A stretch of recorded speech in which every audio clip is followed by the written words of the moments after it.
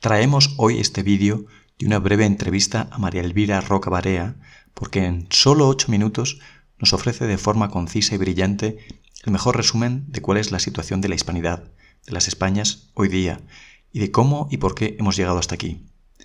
Además de una historiadora sagaz y detallista, el sentido común y la inteligencia práctica de Elvira Roca ha puesto foco sobre lo incomprensible de los hechos históricos y ha conseguido ofrecer una interpretación racional, veraz, objetiva y que explica por qué la realidad de las Españas es la que es, la de 20 estados débiles y enfrentados, y nos apunta los caminos hacia los que debemos dirigir nuestro futuro. Mi nombre es María Elvira Roca Barea, soy escritora y historiadora y creo que estoy aquí para que me hagan una entrevista en Casa América. Probablemente de una manera más positiva y más constructiva en lo práctico. Quiero decir que la idea de hispanidad lleva rondando ya largamente un siglo, sin que hayamos sido capaces de darle un contenido que sea útil. Es decir, la idea de comunidad cultural, pues todos sabemos en qué consiste aproximadamente, y es muy bonita, las fiestas comunes que celebramos, etcétera, etcétera, pero no hemos sido capaces de articular eso en algo que sea concreto, positivo, útil para los 500 millones de hispanohablantes, que son muchos en realidad, ¿no? O sea, solo al peso ya, digamos, hay que hacer una lectura diferente de la hispanidad. No es que la vieja, pues la de Maeztu, etcétera, nos sirva, no que haya que... pero necesita ser mejorada y superada y que nos planteemos, digamos, que en esa idea hay semillas que son útiles para el futuro. Tienen todas las dificultades para proyectar una buena imagen hacia el exterior, toda vez que ellos no tienen una buena imagen de sí mismos.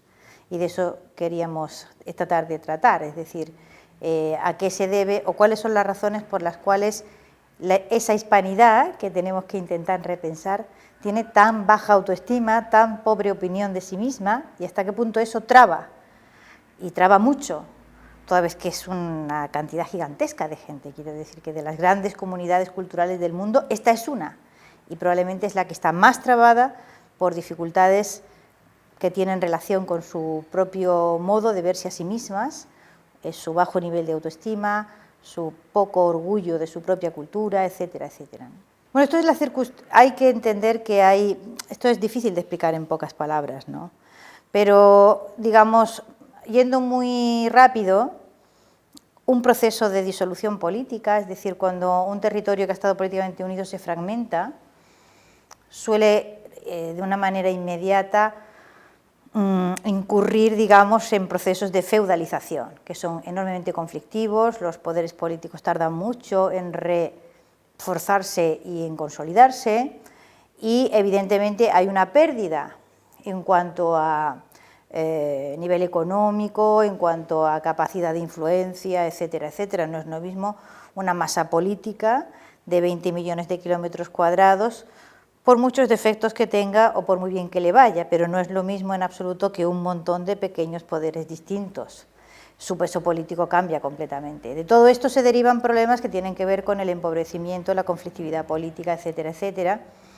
Y si a esto sumamos, digamos que es a partir del siglo XVIII, con la Ilustración, el mundo hispano absorbe una visión de sí misma que es la puramente francesa, según la cual, digamos, la cultura española, que es la de los dos hemisferios en ese momento, es una cultura atrasada, pobre, que es incapaz de absorber, digamos, el pensamiento científico o el pensamiento moderno, etcétera, etcétera. Pues se entiende que de esa conjunción de factores, si hay más, ese mundo gigantesco tenga una opinión, digamos, pobre de sí misma. Lo que ocurre es que cuando se tienen problemas de autoestima suele suceder un fenómeno que es la profecía autocumplida.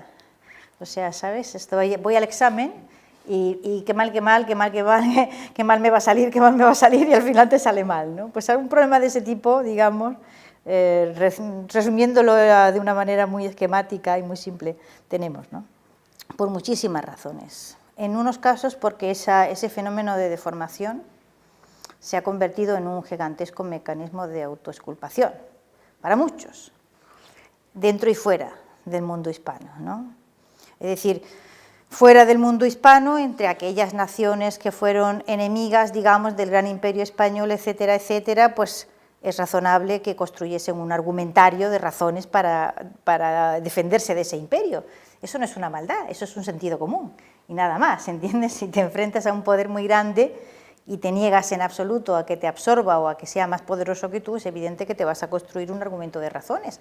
No vas a enfrentarte a él diciendo que es alto, guapo y maravilloso y le sienta el traje estupendamente, eso es lógico.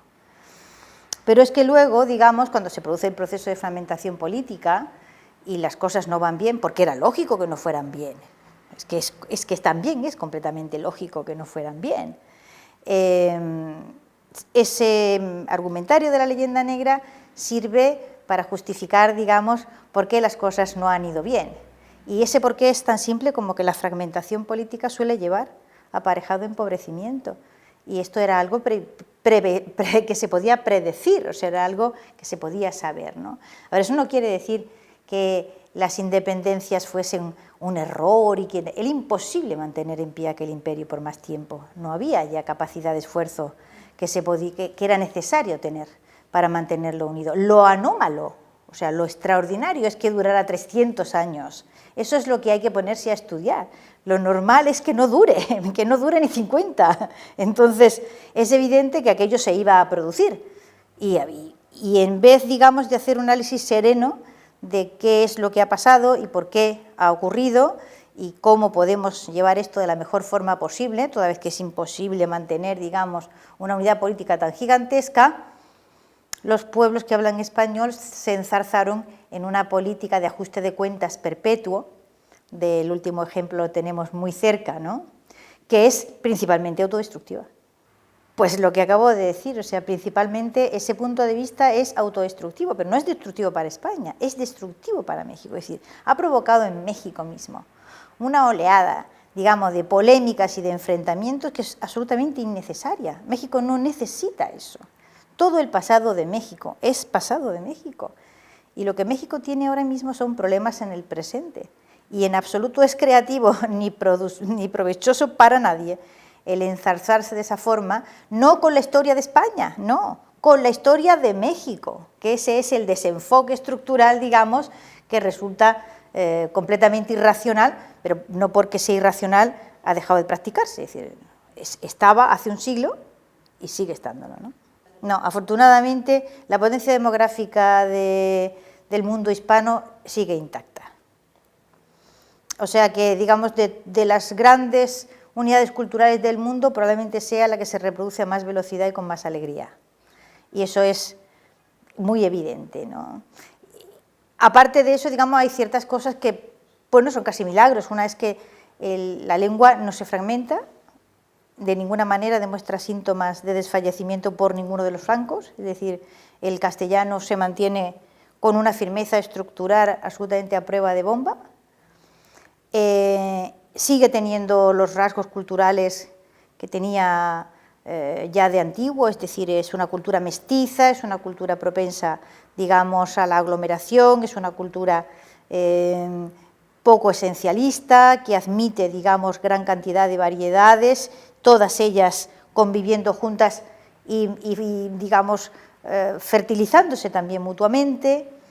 En absoluto es una cultura que esté en decadencia, ni el español muestra síntomas de retroceso para nada. El asunto es que con eso, que es como tener un gran capital, pues lo tenemos invertido pero no le sacamos rédito. A ver si atinamos a hacer algo productivo con eso.